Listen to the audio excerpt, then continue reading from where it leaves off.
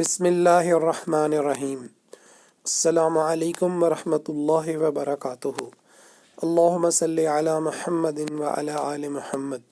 سیرت النبی صلی اللہ علیہ وآلہ وسلم۔ درس نمبر 54۔ پہلی ہجرت حبشہ اور ایک غلط فہمی۔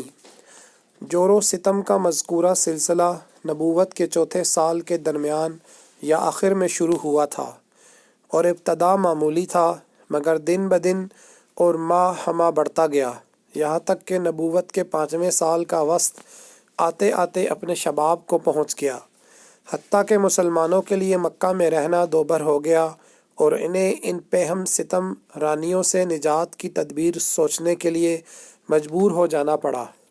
انہی سنگین اور تاریک حالات میں سورہ زمر کا نزول ہوا اور اس میں ہجرت کی طرف اشارہ کیا گیا اور بتایا گیا کہ اللہ کی زمین تنگ نہیں ہے۔ جن لوگوں نے اس دنیا میں اچھائی کی ان کے لیے اچھائی ہے اور اللہ کی زمین کشادہ ہے، صبر کرنے والوں کو ان کا اجر بلا حساب دیا جائے گا۔ ادھر رسول اللہ صلی اللہ علیہ وآلہ وسلم کو معلوم تھا کہ اسحمہ نجاشی شاہ حبش ایک عادل بادشاہ ہے، وہاں کسی پر ظلم نہیں ہوتا، اس لیے آپ صلی اللہ علیہ وآلہ وسلم نے مسلمانوں کو حکم دیا کہ وہ فتنوں سے اپنے دین کی حفاظت کے لیے حبشہ ہجرت کر جائیں۔ اس کے بعد ایک طے شدہ پروگرام کے مطابق رجب 5 نبوی میں صحابہ کرام کے پہلے گروہ نے حبشہ کی جانب ہجرت کی۔ اس گروہ میں 12 مرد اور 4 عورتیں تھیں۔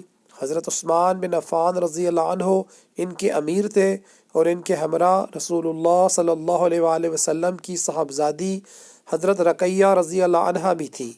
رسول اللہ صلی اللہ علیہ وآلہ وسلم نے ان کے بارے میں فرمایا کہ حضرت ابراہیم اور حضرت لوط علیہ السلام کے بعد یہ پہلا گھرانہ ہے جس نے اللہ کی راہ میں ہجرت کی۔ یہ لوگ رات کی تاریکی میں چپکے سے نکل کر اپنی نئی منزل کی جانب روانہ ہوئے۔ رازداری کا مقصد یہ تھا کہ قریش کو اس کا علم نہ ہو سکے۔ رخ بحر احمر کی بندرگاہ شعیبہ کی جانب تھا۔ خوش قسمتی سے وہاں 2 تجارتی کشتیاں موجود تھیں جو انہیں اپنے دامن عافیت میں لے کر سمندر پار حبشہ چلی گئی۔ قریش کو کسی قدر بعد میں ان کی روانگی کا علم ہو سکا، تاہم انہوں نے پیچھا کیا اور ساحل تک پہنچے، لیکن صحابہ کرام آگے جا چکے تھے، اس لیے نامراد واپس آئے۔ ادھر مسلمانوں نے حبشہ پہنچ کر بڑے چین کا سانس لیا۔ مسلمانوں کے ساتھ مشرکین کا سجدہ اور مہاجرین کی واپسی۔ لیکن اسی سال رمضان شریف میں یہ واقعہ پیش آیا کہ نبی کریم صلی اللہ علیہ وآلہ وسلم ایک بار حرم تشریف لے گئے۔ وہاں قریش کا بہت بڑا مجمع تھا، ان کے سردار اور بڑے بڑے لوگ جمع تھے۔ آپ صلی اللہ علیہ وآلہ وسلم نے ایک دم اچانک کھڑے ہو کر سورہ نجم کی تلاوت شروع کر دی۔ ان کفار نے اس سے پہلے عموماً قرآن سنا نہ تھا، کیونکہ ان کا دائمی وتیرہ قرآن کے الفاظ میں یہ تھا کہ اس قرآن کو مت سنو اور اس میں خلل ڈالو تاکہ تم غالب رہو۔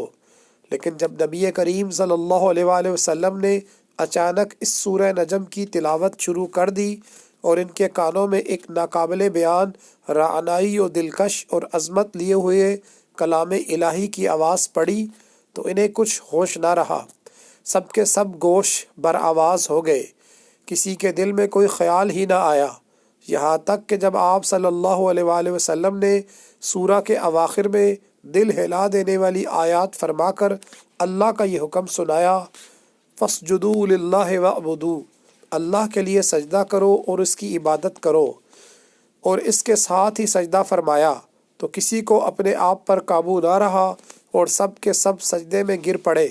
حقیقت یہ ہے کہ اس موقع پر حق کی رعنائی و جلال نے متکبرین و مستہزئین کی ہٹ دھرمی کا پردہ چاک کر دیا تھا، اس لیے انہیں اپنے آپ پر قابو نہ رہ گیا اور وہ بے اختیار سجدے میں گر پڑے۔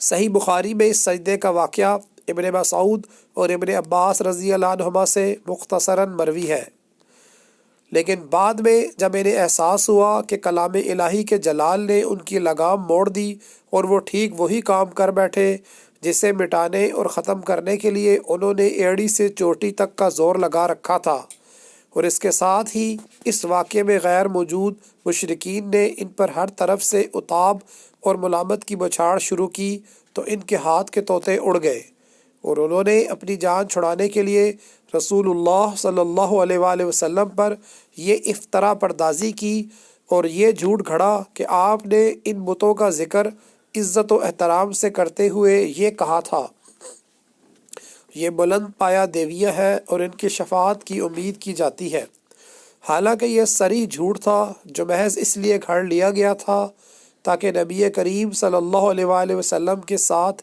سجدہ کرنے کی جو غلطی ہو گئی ہے اس کے لیے ایک معقول عذر پیش کیا جا سکے۔ اور ظاہر ہے کہ جو لوگ نبی کریم صلی اللہ علیہ وآلہ وسلم پر ہمیشہ جھوٹ گھڑتے اور آپ کے خلاف ہمیشہ دسیسہ کاری اور افترا پردازی کرتے رہتے تھے، وہ اپنا دامن بچانے کے لیے اس طرح کا جھوٹ کیوں نہ گھڑتے۔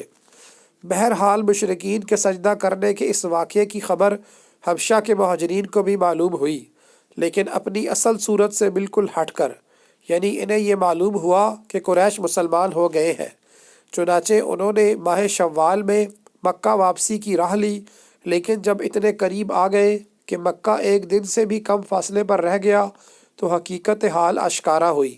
اس کے بعد کچھ لوگ تو سیدھے حبشہ پلٹ گئے اور کچھ لوگ چھپ چھپا کر یا قریش کے کسی آدمی کی پناہ لے کر مکہ میں داخل ہوئے۔